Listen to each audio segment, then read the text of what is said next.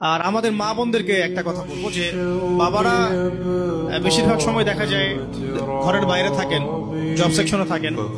তাই এই যে কথাগুলো আমি বললাম, ইসলামিক প্যারেন্টিং, বাচ্চার হোমওয়ার্ক চেক করা, তার ইসলামিক নৈতিকতা, তার খাবার, তার ঘুমানো, এই যে ওভারঅল সব বিষয়, এই বিষয়গুলোর জিম্মেদারির বেশিরভাগই মা বোনদের উপর বর্তাচ্ছে।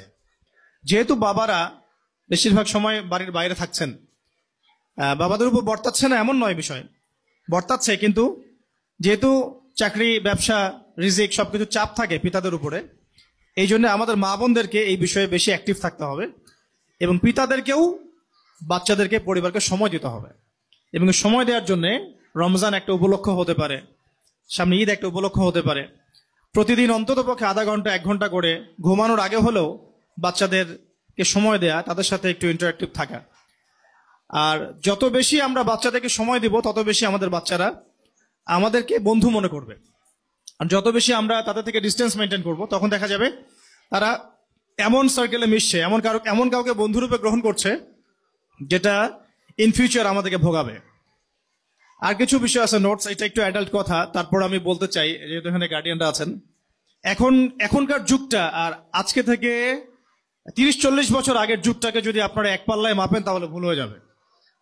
এই যুগটা বেসিক্যালি পর্নোগ্রাফির যুগ, এই যুগটা মানে বেহায়াপনার যুগ, বেপর্দার যুগ, এবং কোনো কোনো ক্ষেত্রে অবাধ যৌনাচারের যুগ, ফ্রি মিক্সিং এর যুগ। সব জায়গাতেই আমরা হয়তো বাইরে মুসলিম লেভেল নিয়ে আছে ঠিকই, কিন্তু আমরা জানি যে আমাদের ইন্টারনাল যে সোল, এটা কিন্তু করাপ্টেড হচ্ছে ডে বাই ডে এগুলোর মধ্য দিয়ে।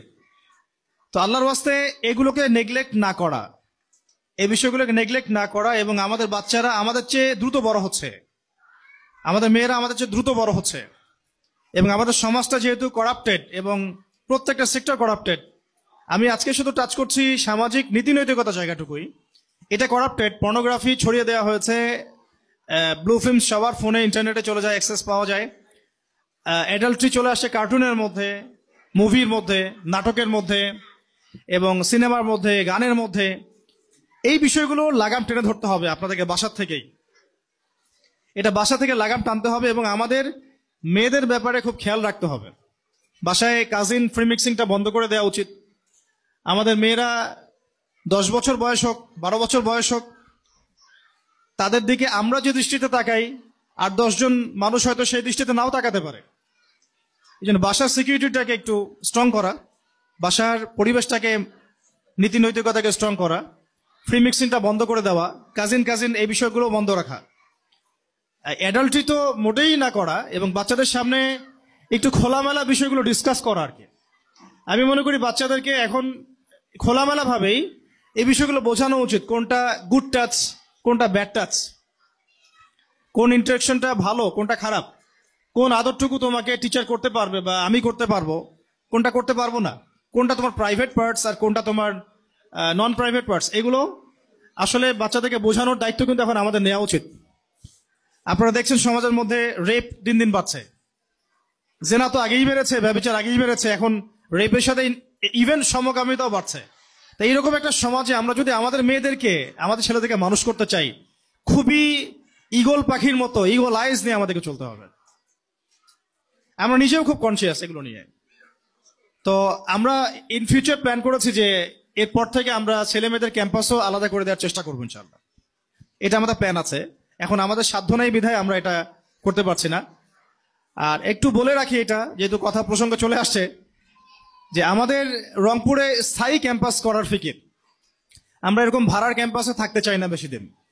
আমরা চাই যদি আপনাদের মধ্যে বিত্তশালী যারা আছেন বা ইসলামিক মাইন্ডেড যে মানুষরা আছেন, যাদেরকে আল্লাহ পাক সামর্থ্য দিয়েছেন, তারা যদি সবাই হাত লাগান, আমরা রংপুর শহরে ইনশাআল্লাহ একটা পার্মানেন্ট ক্যাম্পাসের দিকে ফোকাস করতে পারি। সেখানে আমরা আবাসিক অনাবাসিক বিষয়গুলো রাখতে পারি, আমাদের ট্রান্সপোর্ট থাকতে পারে, এবং সেখানে স্কুলিং, মাদ্রাসা, মক্তব, এভরিথিং, দাওয়া সেন্টার, একসাথে আমরা একটা ক্যাম্পাস গড়ে তুলতে পারি। একটা কমিউনিটি বিল্ড আপ না করলে আমরা অস্তিত্ব সংকটে পড়বো। আমার এই কথাটা একটু মার্ক করে রাখেন। যদি আমরা কমিউনিটি বিল্ড আপ করতে ব্যর্থ হই, এখন আমরা কিন্তু কমিউনিটি ওয়াইজ নাই, আমরা বিভিন্ন জায়গায় আছি, এক জায়গায় আসছি, এটা কমিউনিটি না। কিন্তু একটা চাপ যখন আসবে উপর থেকে, দেখবেন সবাইকে উঠিয়ে নেওয়া সহজ।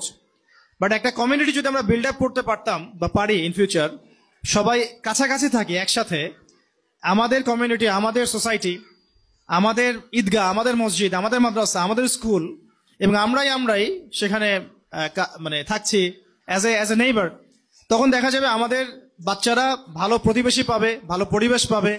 শুধু স্কুলেই না, বরং সে সমাজের মধ্যেও ভালো কিছু শিখবে আর কি।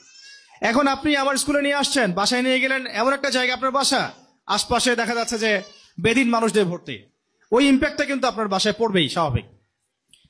তো অনেক ফিকির মাথায় রাখা, আপনাদের সহযোগিতা আমি এখানে প্রত্যাশা করছি এবং কামনা করছি যে রংপুর শহর কেন্দ্রিক আপনারা লোকাল মানুষ একটু ফিকির করেন যে এরকম কোনো সোসাইটি গড়ে তোলা যায় কিনা, এমন কোনো কমিউনিটি গড়ে তোলা যায় কিনা, বা আমাদের এই স্কুলটাকে একটা পার্মানেন্ট ক্যাম্পাসের দিকে নিয়ে আসা যায় কিনা, এবং আপনারা কিভাবে আমাদেরকে হেল্প করতে পারেন, এই আহ্বানটা আমি আপনাদের সামনে রাখতে চাই আজকে।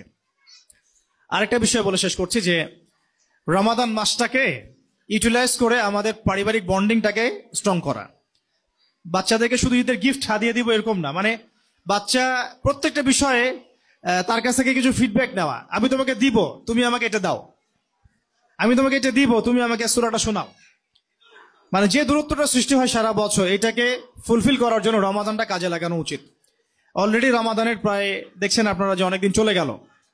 আপনারা ওয়ার্ল্ড অ্যাফেয়ার্স সম্পর্কে ভালো জানেন যে সারা বিশ্বে সারা রমাদানে কি হলো, এখন কি হচ্ছে।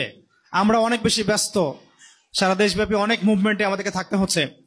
তো প্রত্যেকটা গার্ডিয়ানকে আমি বলবো যে আপনারা নিজেরাই আমাদের একজন শিক্ষক হয়ে যান। দায়িত্বটা শুধু আমাদের কাঁধে চাপাই দিয়েন না। প্রত্যেক মাকে আমরা বলবো যে আপনারা নিজেরাই আমাদের শিক্ষিকা হয়ে যান। এটা আনপেইড শিক্ষিকা, আনঅফিসিয়াল শিক্ষক। আমরা যা পড়াচ্ছি বাসায় তদারকি করেন, তাদেরকে সময় দেন, তাদের পড়াটাকে আদায় করেন, আদায় করার যোগ্যতাটা আপনিও তৈরি করেন। বাকি বাংলা, ইংরেজি, অঙ্ক এগুলো তো আপনারা সবাই আমার চেয়ে ভালো জানেন, এগুলো আদায় করার জন্য আপনারা যথেষ্ট। আমি বলছি ইসলামিক বিষয়গুলো, কোরআন হাদিস এবং অন্যান্য বিষয়গুলো।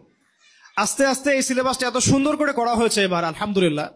পরের বছর ইনশাল্লাহ আরো ভালো হবে ইনশাআল্লাহ।